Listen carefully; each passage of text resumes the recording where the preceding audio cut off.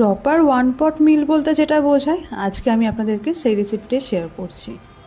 মোটামুটি হাতে 40 মিনিট সময় থাকলে এই রেসিপিটা অনায়াসে বানিয়ে নেওয়া যায়। খেতে যেমন হয় ভীষণ সুন্দর, সেরকমই আপনারা এটা লাঞ্চে বা ডিনারে অনায়াসে বানিয়ে নিতে পারেন। নমস্কার, আমি অর্চিতা, অর্চিমিত রেসিপি মার চ্যানেলে আপনাদের সকলকে আবারও স্বাগত জানাই নতুন একটা রেসিপিতে। আজকের যে রেসিপিটা বানাচ্ছি সেটার জন্য লাগবে বেরেস্তা। তাই প্রথমে কড়াইতে তেল গরম করে নিয়ে তাতে দিয়ে দেবো 1.5 চা চামচ পরিমাণে চিনি। বেরেস্তা ভাজার সময়তে এই ছোট্ট টিপসটা অবশ্যই মাথায় রাখবেন, একটু চিনি দিয়ে দিলে বেরেস্তাটা যেমন খুব তাড়াতাড়ি লাল রঙটা হয়ে যায়, ঠিক সেরকমই বেশ সুন্দর একটা ক্রাঞ্চি ভাব আছে। আর তার সঙ্গে সঙ্গে বেরেস্তাটা যখন খাওয়ার সময়তে মুখে পড়বে বেশ মিষ্টি মিষ্টি খেতে লাগবে। কড়াইয়ের তেলটা গরম হয়ে গেলে তাতে বেশ কিছুটা পরিমাণে পেঁয়াজ দিয়ে গ্যাসের ফ্লেমটাকে মিডিয়াম টু হাইতে রেখে ভেজে নিতে হবে পেঁয়াজগুলোকে। অন্যদিকে একটা বাটির মধ্যে নিয়ে নেব পরিমাপ অনুযায়ী চাল। আমি এখানে মেজারিং কাপের 2 কাপ পরিমাণে চাল দিয়েছি এবং তারপরে জল দিয়ে ভালোভাবে চালটাকে 4 থেকে 5 বার ধুয়ে নিতে হবে। তারপরে পরিষ্কার জল দিয়ে চালটাকে ভিজিয়ে রাখবো মোটামুটি 15 মিনিট থেকে আধ ঘন্টার জন্য। অন্যদিকে দেখুন বেরেস্তাটা কিন্তু ভেজে নেওয়া হয়ে গিয়েছে। ঠিক এরকম কালার চলে আসলে এগুলোকে কড়াই থেকে তুলে একটা প্লেটের মধ্যে রেখে দিতে হবে। এরপরে কড়াইয়ের মধ্যে বাকি যে তেলটা রয়েছে সেই তেলে দিয়ে দেবো সেদ্ধ করে রাখা আলু। ওপর থেকে দিয়ে দেবো 1/2 চা চামচ পরিমাণে নুন, হলুদ এবং কাশ্মীরি লাল লঙ্কা গুঁড়ো এবং তারপরে ভালোভাবে আলুগুলোকে ভেজে নেবো এবং তার মধ্যে ভেজে নিতে হবে ডিমগুলোকে।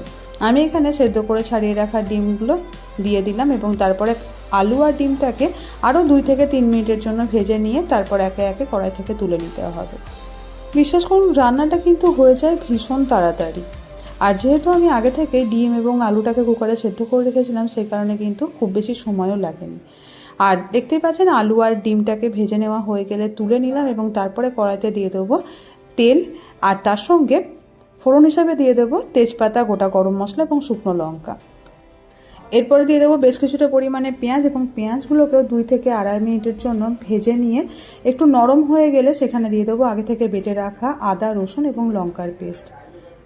1 থেকে 1.5 মিনিটের জন্য আদা, রসুন এবং লঙ্কার যে কাঁচা গন্ধটা সেগুলো চলে গেলে তারপর একে একে কিছু শুকনো মশলা বা গুঁড়ো মশলা দিয়ে দেবো। যেমন আমি এখানে দিয়ে দিয়েছি স্বাদ অনুসারে নুন, চিনি, এছাড়াও দিয়েছি 2 চা চামচ পরিমাণে হলুদ গুঁড়ো, 2 চা চামচ পরিমাণে কাশ্মীরি লাল লঙ্কার গুঁড়ো, 1.5 চা চামচ পরিমাণে জিরে গুঁড়ো, 2 চা চামচ পরিমাণে ধনে গুঁড়ো আর তার সঙ্গে দিয়েছি চিকেন মশলা 2 চা চামচ পরিমাণে।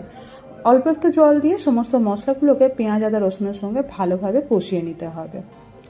দেখতেই পাচ্ছেন কালারটা কিন্তু বেশ সুন্দর চলে এসছে এবং কষানো হয়ে গিয়েছে মশলাটা। এবার এখানে দিয়ে দেবো চিকেন। আমি এখানে খুব বেশি চিকেন ব্যবহার করিনি, আমি এখানে মোটামুটি 3 পিস চিকেন ব্যবহার করেছি।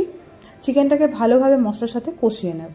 এক এক সময় হয় দেখবেন খুব একটা কিছু রান্না করতে ইচ্ছা করে না, কিংবা হয়তো বাড়িতে সবজিপাতিও খুব একটা থাকে না, তো তখনই চিকেন বা ডিম থাকলেই আমি এইরকমভাবে 1 পট মিল বানিয়ে নিই। লাঞ্চে বা ডিনারে অনায়াসে সার্ভ করা যায়, বানাতেও বেশ সময় কম লাগে, এত সহজে বানানো হয়ে যায়, প্রত্যেকেরই খেতে ভীষণ ভালো লাগে। দেখতেই পাচ্ছেন চিকেনটা ভালোভাবে কষিয়ে নেওয়া হয়ে গেলে তারপরে আগে থেকে ওই ভেজে রাখা আলু আর ডিমটা দিয়েও সেটাকে 2 থেকে 3 মিনিটের জন্য ভালোভাবে কষিয়ে নেওয়ার পরে ভিজিয়ে রাখা চালটাকে দিয়ে দেবো।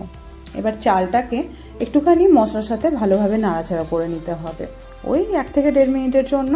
আমি এখানে আজকে যে এগ চিকেন পোলাওটা বানিয়েছি এটা বাসমতি রাইস দিয়ে বানিয়েছি, তবে আপনারা কিন্তু চাইলে বাসমতি রাইসের পরিবর্তে গোবিন্দভোগ চাল দিয়েও বানাতে পারেন, তাতেও কিন্তু খেতে ভীষণ সুন্দর লাগে।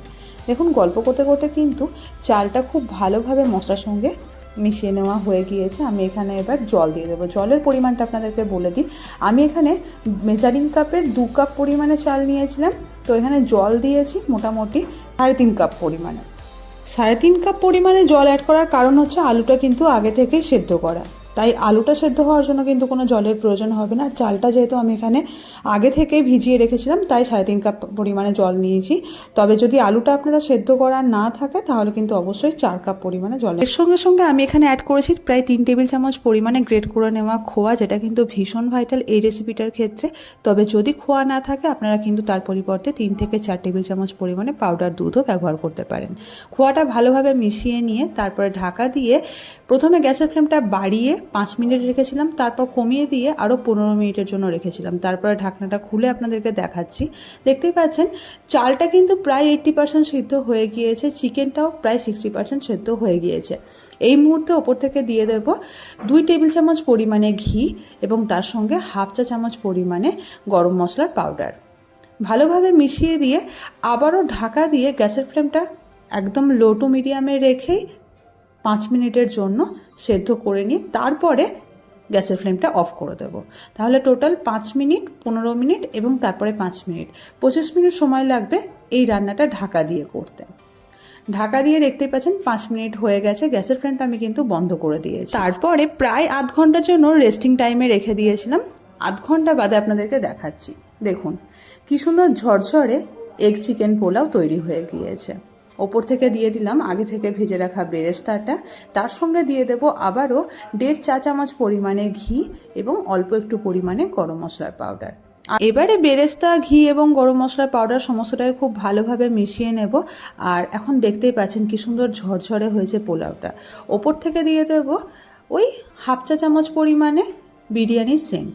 এটা কিন্তু ম্যান্ডেটরি নয়, চাইলে দিতে পারেন, পুরোটাই অপশনাল, না হলে স্কিপ করতে পারেন।